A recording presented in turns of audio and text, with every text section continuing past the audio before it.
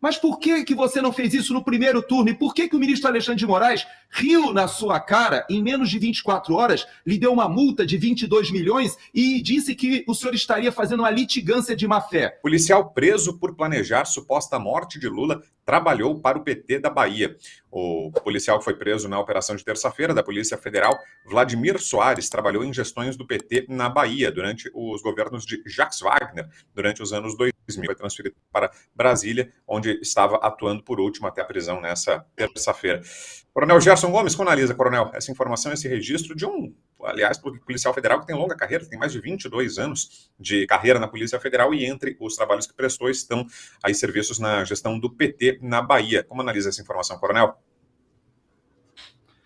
Todo esse imbróglio que está sendo criado e que emerge agora, é importante, antes da gente tecer qualquer comentário específico sobre os que foram presos, nós contextualizarmos a nossa audiência na conexão que existe entre o processo. O processo ele está ligado aos inquéritos lá no início, inquéritos esses que foram sobrepostos, já que foram considerados ilegais desde o início pela própria Procuradoria-Geral da República.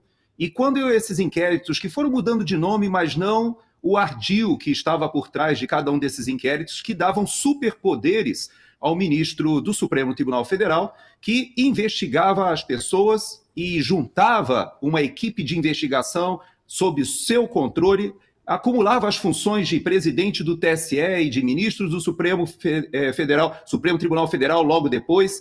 Toda essa escalada, ela acabou criando condições para algo completamente atípico, que foi juntar os inquéritos das milícias digitais, das fake news, dos atos antidemocráticos, tudo debaixo de um guarda-chuva que poderia absorver todo e qualquer crime. Nós temos alguns exemplos aqui no Braddock Show. Nós temos o caso do Rodrigo Constantino, por exemplo, que hoje é um cidadão americano, mas que foi alvo desses inquéritos, e inclusive um desses alvos é um jornalista, que é o Paulo Figueiredo, que também já esteve conosco aqui no Braddock Show, e que hoje aparece nesse rol que nós vamos tratar daqui a pouco. Então, Vitor, é muito importante a gente entender que a deterioração do que a gente chama aqui nos Estados Unidos de rule of law, do Estado de Direito, é algo que veio acontecendo muito rapidamente no Brasil. Veja que as manifestações populares que começaram ali em 2013 e 2014 foram se acumulando, a direita pegou gosto, foi para a rua, a população usou o verde e amarelo. Houve o impeachment da Dilma Rousseff em total liberdade de expressão no país. Depois houve até o governo tampão do Michel Temer e nada disso havia de uso do poder judiciário para a perseguição política. Tudo isso foi inaugurado quando falhou a tentativa de homicídio desesperada contra o presidente Bolsonaro, ele acaba sendo eleito e aí o sistema entra em polvorosa, Vitor. Então, quando você me fala desse policial federal, nós não podemos tirar do contexto. Há muitas possibilidades. Há quem diga que ele foi plantado ali para dar uma legitimidade a esse tipo de narrativa, como o próprio presidente Lula disse, inclusive aqui nos Estados Unidos, numa entrevista para uma jornalista famosa, que o presidente Bolsonaro não voltaria ao poder desde que fosse criada a narrativa correta.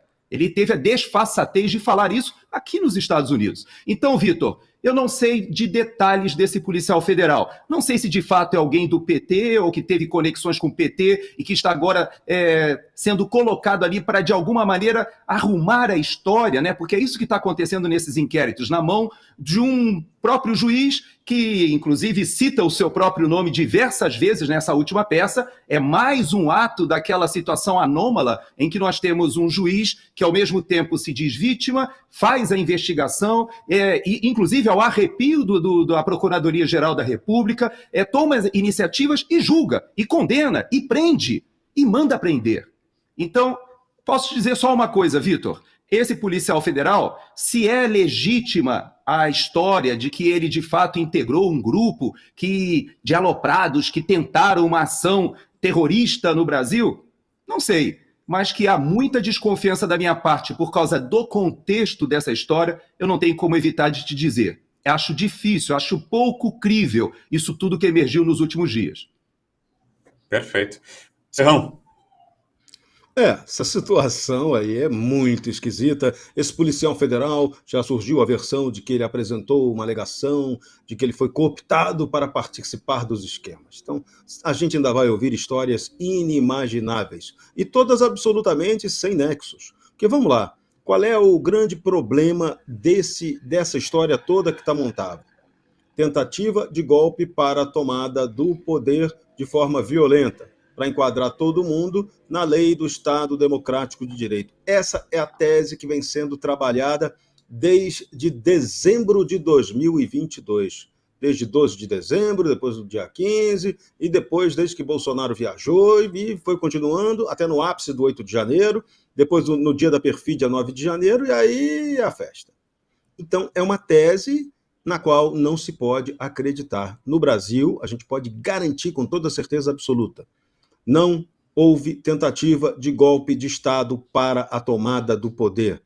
Nada, as teorias que embasam o golpe de Estado, nada do que aconteceu aqui se aplicam nelas. Então, isso aí não pode ser usado. É até uma vergonha para o nosso Poder Judiciário estar baseando-se nessa tese. Judiciário, Procuradoria-Geral da República e o sistema político tupiniquim. Esse é um vexame histórico que vamos passar por essa mentira que o Brasil inventou. Isso é muito grave. E a maior parte da imprensa hegemônica tupiniquim comprou também essa história. Então, isso é mais grave ainda. Então, na hora, a história da humanidade ela é feita de decantação. A verdade aparece no momento certo. Essa aqui vai aparecer na hora exata. Talvez demore um pouco, talvez não, mas o fato objetivo é que a gente já tem hoje vidas estragadas por toda essa perseguição que vem ocorrendo no Brasil. Por toda essa juristocracia que tomou o poder aqui do Brasil de maneira avassaladora, com a conivência de um Congresso Nacional absolutamente estúpido, venal e que não tem leitura política nenhuma. Nada dessa crise de hoje estaria acontecendo se a gente tivesse um Congresso Nacional minimamente competente. Se a gente tivesse um Congresso Nacional realmente preocupado com a pacificação e com o equilíbrio entre os poderes. É isso. O Senado Federal é o culpado de tudo de errado que está acontecendo.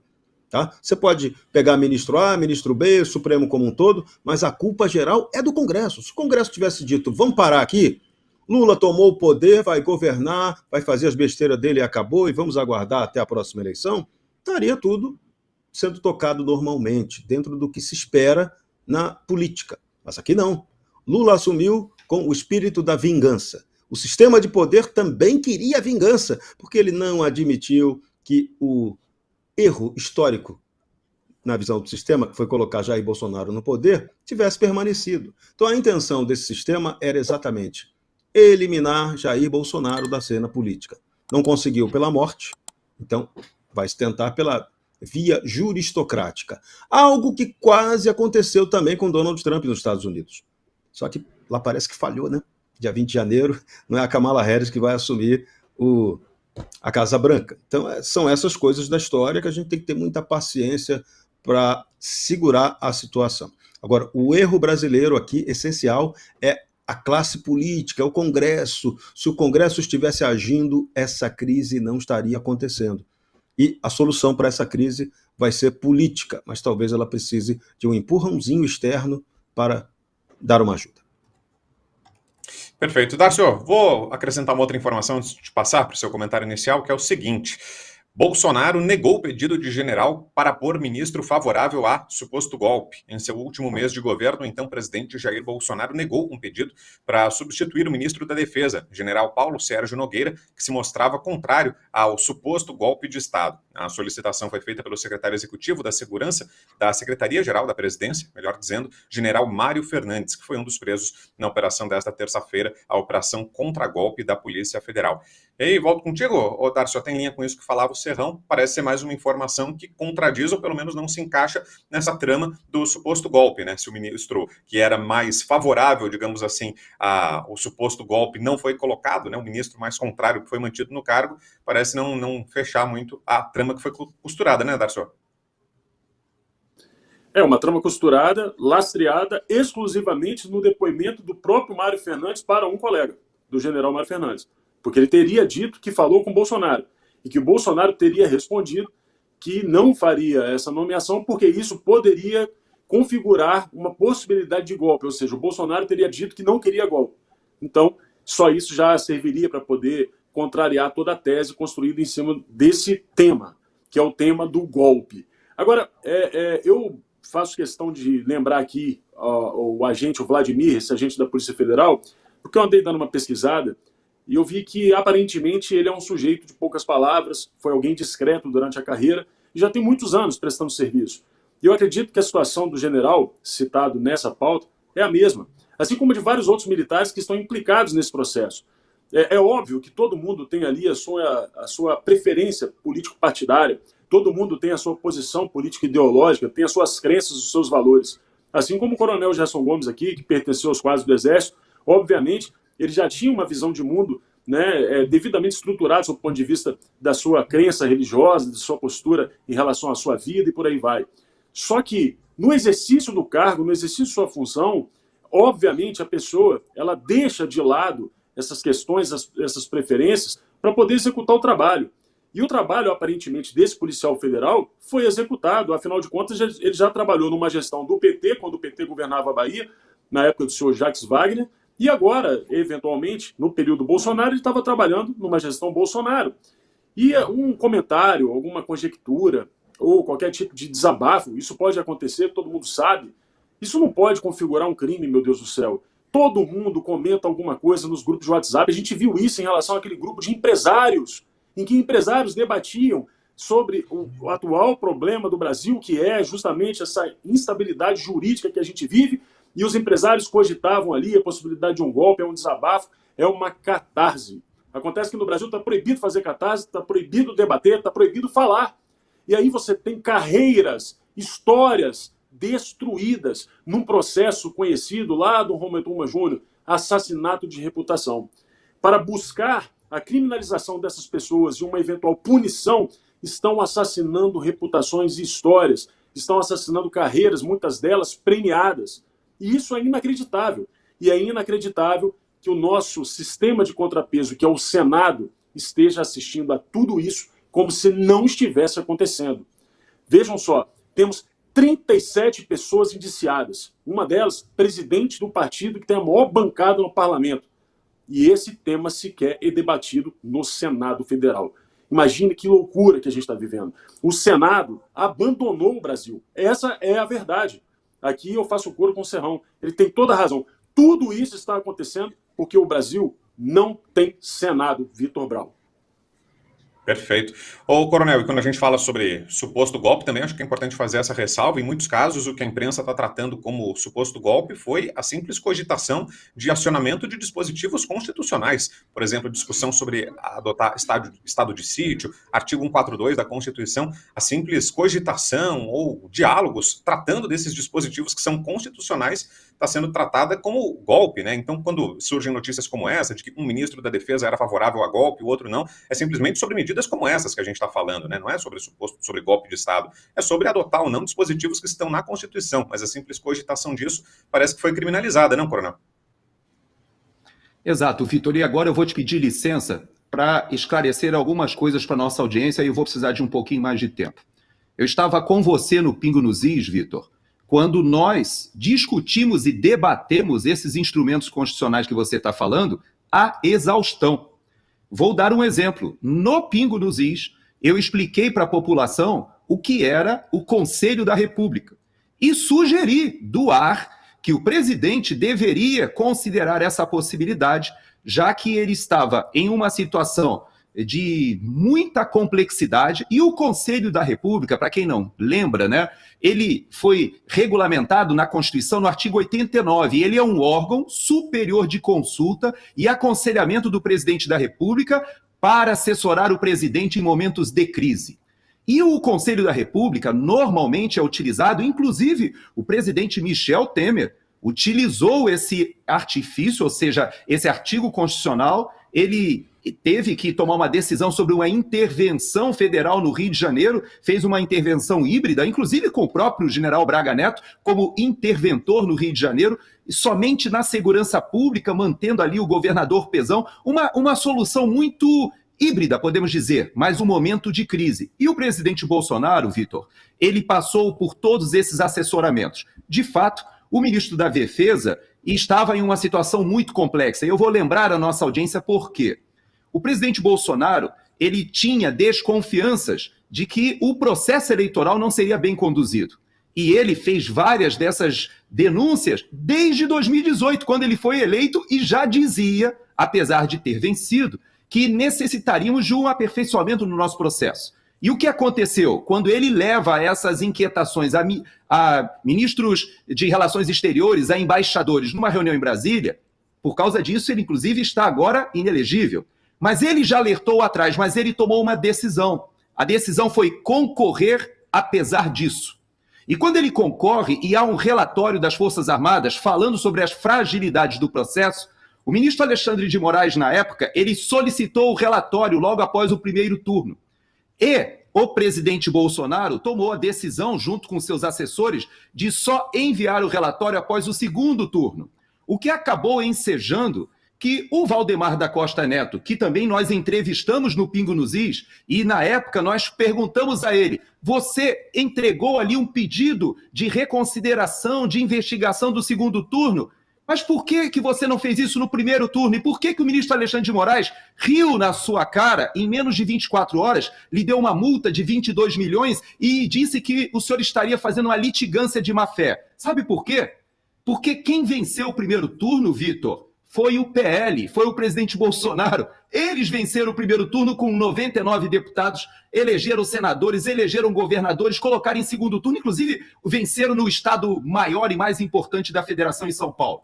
Então vejam que havia uma decisão política e o Valdemar, na época, resolveu fazer uma litigância só em relação ao segundo turno. E o ministro Alexandre de Moraes simplesmente desconsiderou e disse que esse relatório das Forças Armadas, que baseava aquela argumentação, ele agradecia e que no momento oportuno ele ia se debruçar sobre aquele relatório. Então, na verdade, se criou uma situação, Vitor, que logo depois nós explicamos para a população que o presidente Bolsonaro poderia, naquela crise, já que ele entendia que o processo havia sido injusto, ele podia entrar com a impugnação. No Pingo nos Is, Vitor, você estava lá, eu expliquei para a população que havia 15 dias, segundo a nossa Constituição. Veja que na Constituição, ela esclarece que nós temos 15 dias a partir da diplomação para apresentar um pedido de impugnação com as suas provas, com as suas argumentações. A diplomação do presidente Lula foi no dia 12 de dezembro, o mesmo dia que o cacique Sererê foi preso, e aconteceu toda aquela confusão em Brasília. Confusão essa que tem todas as características de ter sido muito bem arquitetada e planejada. Mas viremos essa página. 15 dias, Vitor, do dia 12 de dezembro, nos colocava já ao final de dezembro. E quem assumiria a presidência da República para desfazer esse imbróglio? O presidente da Câmara dos Deputados. Então não seria o presidente Bolsonaro que resolveria o pedido de impugnação. O próprio presidente da Câmara teria que fazer as investigações ou aguardar que a Justiça julgasse o pedido de impugnação para aí decidir se convocaria novas eleições ou se de fato daria posse ao diplomado que já estava, que era o presidente Lula. Todo esse imbróglio foi explicado, Vitor, à exaustão. E tudo isso o presidente Bolsonaro analisou as linhas de ação. Todas essas linhas de ação culminavam no afastamento do ministro Alexandre de Moraes. Por quê? Porque ele seria citado como parte, como responsável no pedido de impugnação por todo esse problema. Então veja que era uma situação crítica. O ministro Alexandre de Moraes, embora ele esteja fazendo isso desde lá até agora, sendo o acusador, o julgador, o investigador, na época, se ele fosse citado como responsável pelas ilegalidades ou pelas injustiças ou por aquilo que o presidente Bolsonaro colocasse no pedido de impugnação, ele não poderia julgar o seu próprio ato. Então, esse imbróglio, essa crise que se formou, o presidente Bolsonaro decidiu que não tinha condições políticas de vencer esse imbróglio. Ele poderia apresentar o pedido de impugnação, mas o Arthur Lira iria conduzir o processo junto com o Senado, que era contrário ao presidente, o STF contrário ao presidente. E as Forças Armadas e os comandantes militares, todos conversaram com as linhas de ações que havia e disseram ao presidente: não tem chance de prosperar. E ele tomou a decisão de se ausentar, veio aqui para os Estados Unidos um dia antes do término do seu mandato. Essa é a história, Vitor. O tal do golpe, o minuta do golpe, são esses estudos que foram feitos. Inclusive, hoje, no documento que eu estava observando ali, esse documento fala que há um núcleo jurídico. Claro, havia assessores jurídicos do presidente, assessores militares, todos estavam ali tentando achar uma solução. Não foi encontrada a solução. E o que acontece no ambiente democrático quando não há uma solução? Serrão e Dárcio. O que acontece é o checkmate, vamos para a próxima eleição. Eles venceram, como o Barroso disse, nós vencemos o bolsonarismo, perdeu o Mané. E eles tiveram que partir para a próxima. E nós estamos nesse processo agora, com as eleições municipais mostrando que o processo de virada está acontecendo. Então, esse ato que nós estamos presenciando é um ato de desespero. É só isso que eu quero te dizer, Vitor. Voltando aqui para a nossa pauta, deixa eu trazer uma outra informação, que é o seguinte: a gente estava falando sobre aquela operação da Polícia Federal, e a gente traz uma manifestação muito firme que fez a Janaína Pascoal, ex-deputada estadual, eleita aqui de São Paulo, a jurista Janaína Pascoal, disse que não houve tentativa de homicídio contra Lula. A ex-deputada estadual questionou a caracterização das acusações como tentativa de homicídio. Segundo ela, para ter tentativa é preciso ter o início da execução. Mesmo quando se inicia a execução, o que não ocorreu no caso, a desistência voluntária descaracteriza a tentativa. E aí volto contigo, Serrão, a partir dessa interpretação da jurista Janaína Pascoal. Interpretação corretíssima. O sistema de poder no Brasil poderia nos ter privado de passar esse vexame. É um vexame.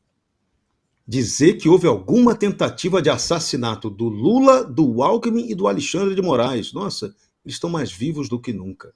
Nada aconteceu com nenhum deles, pelo amor de Deus. Então, essa história, ela assume uma gravidade total, porque quando você joga isso para a imprensa internacional, joga isso num inquérito, numa investigação oficial, você está dizendo que no Brasil realmente houve uma tentativa de golpe de Estado violenta para a tomada do poder, quando a gente pode garantir de maneira absoluta, verdade objetiva, não houve nada disso. E hoje o mega mentiroso presidente Lula ainda foi agradecer a Deus que ele e Alckmin não foram envenenados. Ô Lula, quem envenena o Brasil com suas mentiras é você, pelo amor de Deus. O Brasil e o mundo. É muito duro a gente ouvir isso. E as histórias, as ilações nesse inquérito, esse indiciamento, tem um padre, nós vamos ter problema até com o Papa Chiquinho agora, um padre foi indiciado porque ele teria participado do núcleo jurídico dessa tentativa de golpe. Meu Deus do céu, é muita loucura. Outra loucura absoluta, um nome que aparece ali na lista, Paulo Figueiredo, jornalista, foi nosso colega na Jovem Pan, foi nosso colega aqui no Bradock, figura conhecidíssima no mundo. Paulo Figueiredo, que crime o Paulo Figueiredo pode ter cometido? Tentativa de golpe de Estado cometida pelo Paulo Figueiredo, que não pisa no Brasil, nem sei há quanto tempo que ele não pisa no Brasil, e como é que você faz um golpe de Estado estando nos Estados Unidos? Um golpe por telepatia. Deve ter sido essa a atuação do Paulo Figueiredo. De repente, ele foi a um centro espírita, né, invocou lá o avô dele, né, João Batista de Oliveira Figueiredo, falou: vovô, vamos dar um golpe no Brasil para salvar o Bolsonaro, e aí o senhor volta para o Palácio do Planalto e vamos lá tirar o Lula. Não dá para levar a sério uma história dessa, me desculpem. Então, a gente aqui tem que tratar um assunto com seriedade, mas o sistema de poder não está tratando esse assunto com seriedade. O único objetivo do sistema de poder no Brasil é tornar inelegível Jair Bolsonaro, pela terceira vez. Ou seja, a eleição 2026 presidencial começou hoje. Começou hoje impugnando aquele que poderia ser um dos favoritos a disputar o Palácio do Planalto. Então, isso é de uma gravidade, isso é um negócio absolutamente assustador do ponto de vista político. Não dá para aceitar uma história dessa. O Mauro Cid, estão contando cada história mirabolante sobre o Mauro Cid. As emissoras amiguinhas já vieram agora com um papo furado. O Mauro Cid delatou o Braga Neto, delatou o Bolsonaro, delatou todo mundo. O Mauro Cid não delatou ninguém. Tanto que a colaboração premiada dele, aparentemente, foi até confirmada depois do depoimento dele ao ministro Alexandre de Moraes. Então, o cara não delatou ninguém, não contou nenhuma história além do que já tinha sido contado. O próprio Mauro Cid, qual foi a grande acusação nessa história do golpe aí que pesou sobre o Mauro Cid? De que ele, que era alguém que fez curso, fazia parte das forças especiais, os tais Kid Pretos, o Mauro Cid teria sido um dos articuladores entre os Kid Pretos desse tal golpe. Caramba, não aconteceu nada disso. O Mauro Cid já respondeu isso mais 7, 8, mais 13 vezes para a Polícia Federal, que nunca aconteceu nada disso. Ah, mas falaram mal do ministro quando estavam tomando lá uma cachaça, uma cerveja, um churrasco? Falaram, ele falou isso. Está lá no inquérito, ele falou. Agora, isso significa golpe de Estado? Isso significa alguém tentar depor ou matar alguém, tirar alguém do poder de forma violenta? Não. E outra coisa, gente, que tem que ser levada muito a sério no Brasil, o coronel Gerson Gomes poderá falar sobre isso bem daqui a pouco. Vamos respeitar o Exército Brasileiro. As forças especiais estão sendo tratadas como se ali só existissem marginais, golpistas, bandidos. Eu recomendo, por favor, está aqui, esse livro aqui. Quem puder, leia esse livro. Aqui você vai conhecer a verdade, um livro escrito pelo coronel Montenegro e pelo professor Rodney, pesquisadores sérios. O que são as forças especiais no Brasil? É isso aqui, é isso que interessa. O resto é a historinha do boitatá. A gente não pode ficar alimentando mentiras. E esse pessoal aqui das nossas Forças Armadas é altamente profissional. E o que me deixa assim triste e revoltado é ver que o comando do Exército Brasileiro parece que joga contra as Forças Especiais. Vocês viram agora que os cortes que o Haddad promoveu, os principais cortes do Exército foram em cima de todas as operações especiais, foram canceladas. Por quê? Porque o comando do Exército aparentemente não gosta desse grupo e está perseguindo esse grupo. O Mauro Cid está sendo vítima de perseguição dentro do Exército. Isso está causando revolta dentro das Forças Armadas. A insatisfação dentro das Forças Armadas é assustadora. Então esse é um outro efeito colateral dessa maluquice toda em torno dessa mentira, eu vou deixar claro, mentira sobre golpe de Estado. Eu não consigo apoiar essa tese de maneira nenhuma.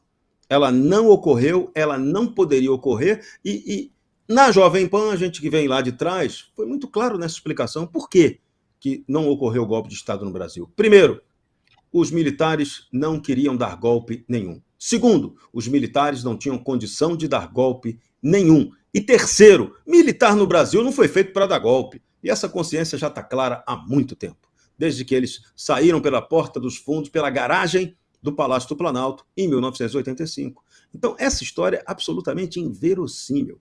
Bolsonaro, se teve alguma chance de fechar regime, ele não fez em nenhum momento. Era o cara que foi até criticado por seus pares, porque falava sempre que temos e vou jogar dentro das 4 linhas da Constituição. Tem bolsonarista que esculacha o Bolsonaro porque ele falava isso.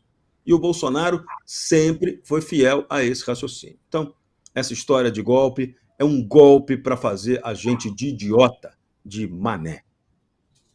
Pois é, né, Darcy, para engrossar esse caldo, aí surgiu essa semana também a história da tentativa de homicídio, né, até porque talvez não houve tanta adesão, né, a essa narrativa do golpe de Estado, afinal de contas nem aconteceu o golpe, né, não aconteceu nenhuma mudança de regime, então como convencer, né, a população de que houve o golpe de Estado? Aí surgiu também agora a tentativa de homicídio e com a associação ao ex-presidente Bolsonaro, né?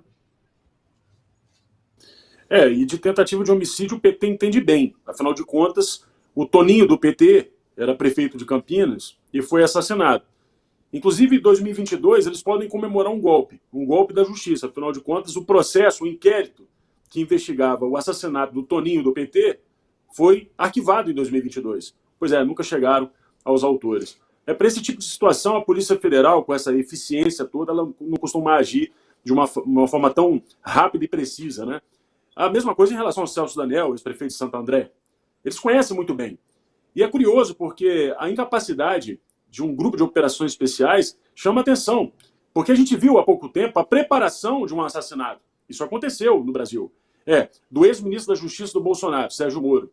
Eles fizeram ali uma preparação, o PCC fez uma preparação para executar o Sérgio Moro. E para isso eles invadiram sistemas de vigilância do governo do estado de São Paulo. Pois é, isso é sim uma preparação. Afinal de contas, você tem delitos praticados na preparação. É aí que está o crime e não a preparação em si. E o PCC tem esse tipo de articulação, tanto é assim que a gente viu agora há pouco tempo um atentado verdadeiro do Gritzbach, lá no aeroporto de Guarulhos. E existia também a tese de que o Adélio Bispo teria alguma relação com o PCC, que também teve um atentado no Brasil contra Jair Messias Bolsonaro, vejam só. PCC que nesse momento, assim como o Comando Vermelho e outras facções criminosas, devem estar comemorando. Eu acredito que deve existir, inclusive, uma Nossa Senhora dos Traficantes, porque é incrível como alguns desses indiciados, hoje aqui bem lembrou Gerson Gomes, é o Braga Neto, que atuou de forma veemente no Rio de Janeiro e deve ter frustrado aí muitas intenções de narcotraficantes. Deve ter atrapalhado a vida de muitos deles. Assim como Anderson Torres, vejam só, está na lista também, ele que liderou as apreensões de drogas no Brasil durante muito tempo, com a Polícia Federal e a Polícia Rodoviária Federal batendo recordes e mais recordes. É muito interessante como que os mocinhos passaram a ser vilões nesse enredo de filme. Como eu disse no início do programa, a gente está vivendo um pesadelo que eu tenho certeza que cineasta algum imaginou um dia escrever ou produzir. É isso, Vitor Brown.